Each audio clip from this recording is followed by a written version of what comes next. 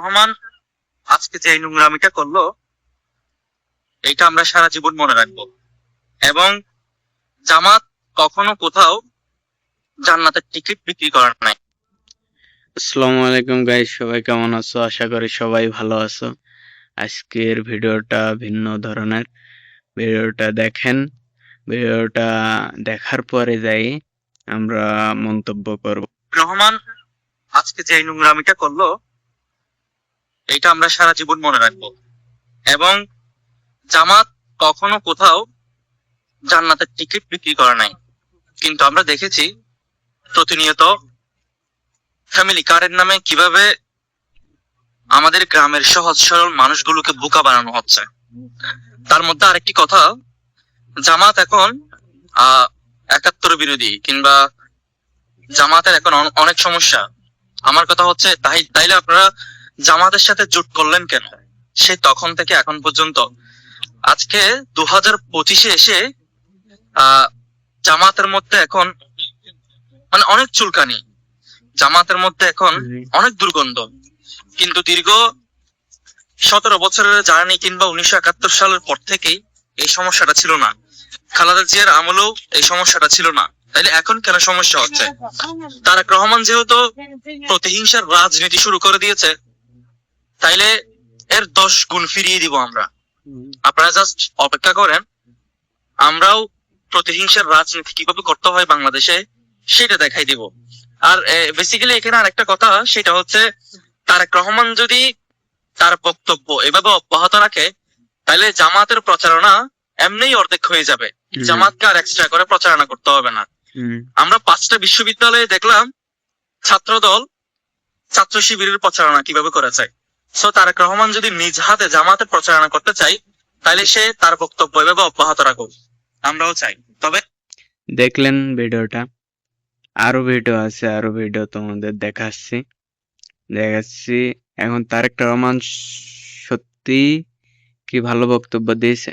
না, কোনো সময়। আজকে দেশের মানুষ সবাই আশায় ছিল সে ভালো বক্তব্য দেবে, ভালো সবাই মিলেমিশে থাকা নিয়ে, সবাই মিলেমিশে দেশ গড়ার লক্ষ্য নিয়ে বক্তব্য দেবে।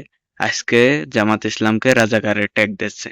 আমরা প্রবাসীরা এটা আশা করিনি। আজকে প্রবাসীরা যারা ধানের শীষকে ভোট দেওয়ার ইচ্ছা ছিল, তারা আর ধানের শীষকে ভোট দেবে না। এমন বক্তব্যের কারণে কেউ ধানের শীষে আর ভোট দেবে না, সব দাঁড়িপাল্লায় ভোট দেবে। এত বিতর্ক মন্তব্য, আরো বক্তব্য আছে দেখো।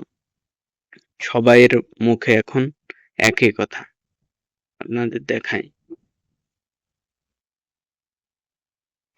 এই যে ভাই দেখো, এই ভাইও ভিডিও বানাইছে। ব্যালট যেগুলো পাঠানো আছে সেগুলোকে কিভাবে ডাকাতি করা হয়েছে, ঠিক যারা এই দেশ থেকে পালিয়ে গেছে তারা যেভাবে আপনাদের ভোট ডাকাতি করেছিল, ঠিক একই। আচ্ছা, এ ভাই কি বললে শোনো। বলতেছে যে মধ্যপ্রাচ্য সহ বিভিন্ন দেশে ব্যালট পেপার চুরি হয়ে গেছে, ভোট দেখা দিচ্ছে। জনাব তারেক রহমান, আমরা সম্মান করি, অবশ্যই সম্মান করি, তবে সেটা আপনি ব্যক্তিত্বের কারণে না।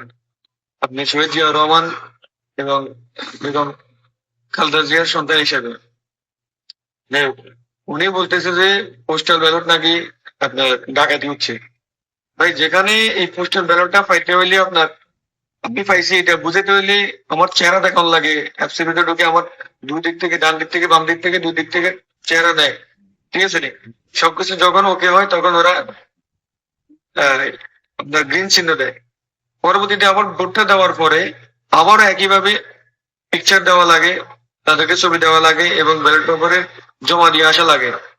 ইভেন সবকিছু নিজে দেখো। তাহলে একটা জিনিস ধরলাম, মনে করেন তারেক রহমানের কাছে, আমরা এখনো ওমানে আছি, ওমানের সবগুলা ব্যালট পেপার তারেক রহমানের যে কোনো একটা লোকের কাছে বা যে কোনো একটা জামাতের লোকের কাছে গেছে, বিভিন্ন দলের লোকের কাছে গেছে। এখন সে তো তার অ্যাপস এর মাধ্যমে সেটা তার শুধুমাত্র তারটা দিতে পারবে, বাকি 150 কিংবা 1050 জনের তাদের দিতে পারতো না। কেন দিবে তাই? আবার উনি বলতেছে যে এই কি একদল জান্নাতের টিকিট বিক্রি করতেছে। আমরা তো আজ পর্যন্ত কাউরে দেখি না, শুধুমাত্র আপনার দল ছাড়া কাউরে জান্নাতের টিকিট বিক্রি করতে বা জান্নাতের টিকিট কেউ দিতে। আপনার দলের লোকেরা বলতে শহীদ জিয়া রহমানের নাম নাকি মুখে নিলে জান্নাত পাই যাইব। এরপরে আপনার নাম নিতে হইলে নাকি উজু করতে হইব। আমরা তো এগুলো আপনার দলের লোক থেকে শুনছি, হয়তো অন্য দলের লোক থেকে শুনে নাই। তাহলে আপনি ওই এক দল বলতে কোন দল বুঝেছেন? সেটা কি আপনার দলে বুঝেছেন নাকি? সেটা তো আপনার ক্লিয়ার করার দরকার ছিল। ঠিক আছে, মানুষ ভোটের সময় বিপক্ষ দল আচ্ছা, এর কথা শুনলে এ ভাইয়ের কথা, এভাবে অনেক লোক ভিডিও বানাচ্ছে, সব প্রবাসীরা, দেশের মানুষ আশা করছিল মানুষ সবাই সুন্দর বক্তব্য দেবে, তার বক্তব্য শুনে আরো ভোটের আগ্রহ হবে। তে এমন বিতর্ক বক্তব্য দিয়েছে, সেই বিতর্ক বক্তব্যের কারণে আজকে আজকে জামাত ইসলামকে নিয়ে যে বিতর্ক, এতকাল জামাত ইসলামকে নিয়ে থাকলো, সেখন কোনো সমস্যা হলো না, আর এখন সমস্যা হয়ে গেল। এখন সমস্যা হয়ে গেল। মানুষ কখনো আশা করেনি তারেক রহমানের মুখ থেকে এমন বক্তব্য। মানুষ আশা করছিল তার নেতাকর্মীরা যাই বক্তব্য দিয়েছে না দিয়েছে, কিন্তু দলের প্রধানের মুখ থেকে এমন বক্তব্য আসবে মানুষ কখনোই আশা করেনি। আর এই পোস্টার ব্যালট নিয়ে এই যে বলছে চুরি করেছে, ভোট ডাকাতি করেছে, এখানে কিভাবে ভোট ডাকাতি? এ ভাইয়ের কথা তো শুনলেন, এ ভাই কি বললো?